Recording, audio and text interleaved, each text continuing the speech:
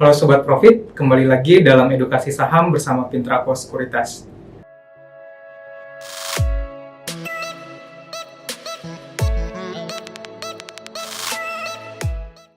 Pada pertemuan sebelumnya kita sudah mempelajari yang namanya classic support dan resist, yang mana itu kita buat sendiri dengan melihat pergerakan harga saham dan kita menentukan di mana batas atas dan batas bawah. Dan kali ini kita akan mempelajari salah satu indikator yang cukup penting, yaitu volume, karena indikator ini digunakan sebagai validasi ketika dia breakout dari garis support ataupun resisten. Tanpa berlama-lama lagi, mungkin di sini saya akan langsung coba tunjukkan cara penggunaannya grafiknya. Pertama di sini coba saya sambil buka grafik saham. Disclaimer buat teman-teman, ini bukan ajakan untuk membeli atau menjual. Saham yang saya buka ini hanya untuk sebagai alat untuk mempraktekkan cara menggunakan indikator volume. Oke, jadi ketika kita sudah membuka grafik seperti ini, untuk memunculkan indikator volume, tinggal klik indikator pada icon di pojok kiri atas. Setelah memencet tombol indikator, teman-teman tinggal cari yang namanya volume. Setelah mendapatkan indikator volume, kalau volumenya sudah aktif, tinggal kembali ke grafik. Kemudian di sini kita sudah melihat ada tambahan gambar di bawah dari pergerakan grafik. Nah, ini yang namanya volume. Nah, kemudian cara menggunakannya seperti apa? Misalnya kita kembali mempelajari yang namanya support resisten kemarin. Misalnya di sini saya ngambil contoh untuk saham LPPF.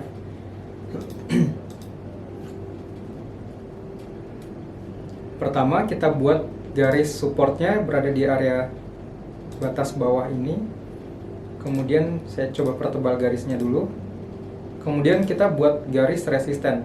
Anggap harga saham itu masih berada di area tersebut. Nah, kemudian kita buat garis resisten di area sini. Nah, setelah mendapatkan garis support dan resist, kita tinggal melihat pergerakan grafik ketika nanti harga saham ini bisa breakout dari resisten, yaitu di kisaran level 5190, itu akan menjadi validasi adanya bullish continuation. Nah, cuman yang perlu diperhatikan itu adalah volume di sini. Ketika nanti volume ternyata bisa solid atau berada lebih tinggi daripada volume yang lain, itu akan menjadi validasi terjadinya potensi kenaikan lanjutan. Karena di situ menjadi sinyal kalau ternyata ada likuiditas yang cukup tinggi atau tingkat pembelian atau akumulasi buy di situ cukup agresif. Nah, kemudian kita coba lihat pergerakan grafik selanjutnya.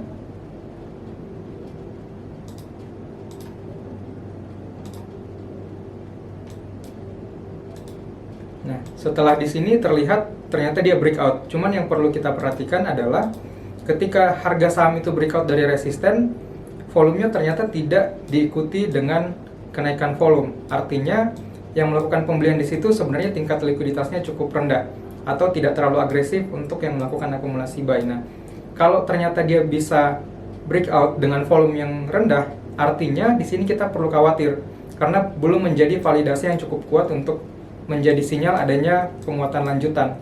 Nah, justru kalau seperti ini biasa kita sebut sebagai false signal gitu, di mana ada breakout tapi ternyata itu hanya berlangsung sementara dan justru bisa menjadi sinyal akan ada potensi pullback. Misalnya kita lihat untuk pergerakan selanjutnya.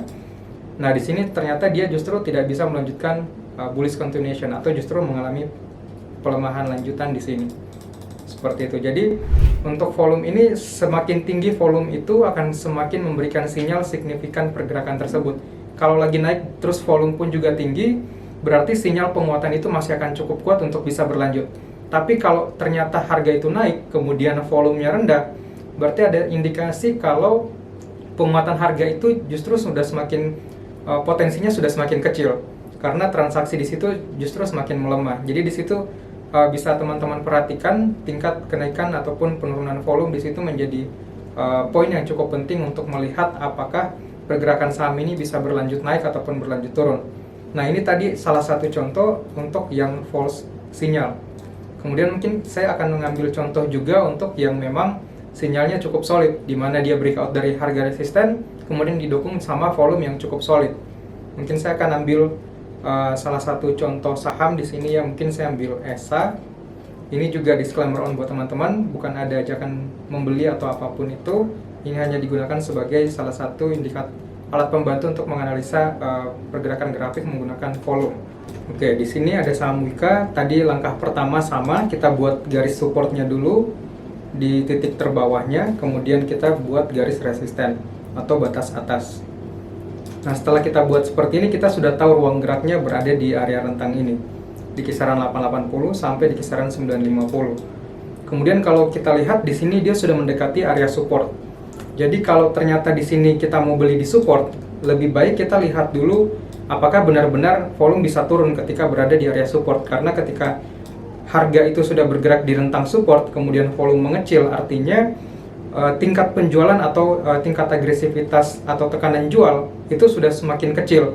Berarti ada potensi untuk terjadi rebound di situ. Nah, cuman kalau kita lihat di sini kan belum menyentuh yang namanya area support. Kemudian kita tunggu beberapa hari. Nah, setelah hari keesokannya ternyata di sini justru dia break low dari support dan divalidasi dengan volume yang cukup solid di sini kalau teman-teman perhatikan. Dimana ini cukup tinggi dibandingkan 1 sampai bahkan 2 bulan terakhir. Kalau kita lihat volumenya, artinya ketika dia break low dari support itu kan menjadi konfirmasi adanya bearish continuation. Kemudian divalidasi lagi dengan volume yang ternyata cukup solid.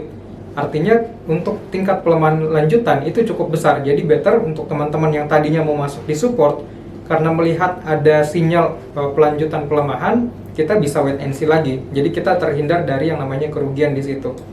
Jadi ini menjadi sinyal yang cukup solid gitu ya. Break low, volume pun juga cukup tinggi. Dan kalau kita lihat pergerakan selanjutnya pun juga ternyata sudah terjawab. Ada pelanjutan pelemahan harga yang cukup signifikan di situ. Kemudian untuk sinyal yang solid seperti ini, kalau untuk sinyal yang false juga ada untuk di area-area support. Mungkin saya juga coba cari beberapa emiten gitu ya. Mungkin kita coba kembali melihat saham ESA untuk melihat adanya false sinyal biasanya untuk break low support. Nah, kalau kita lihat di sini seperti tadi langkah pertama kita buat dulu garis supportnya, kemudian kita buat garis resisten. Nah, setelah terbentuk seperti ini, kita tinggal menunggu take action di sini. Nah, di sini kan sudah ada area-area support. Nah, biasa kita di sini sudah menunggu apakah nanti dia akan break low atau ternyata ada tanda-tanda rebound.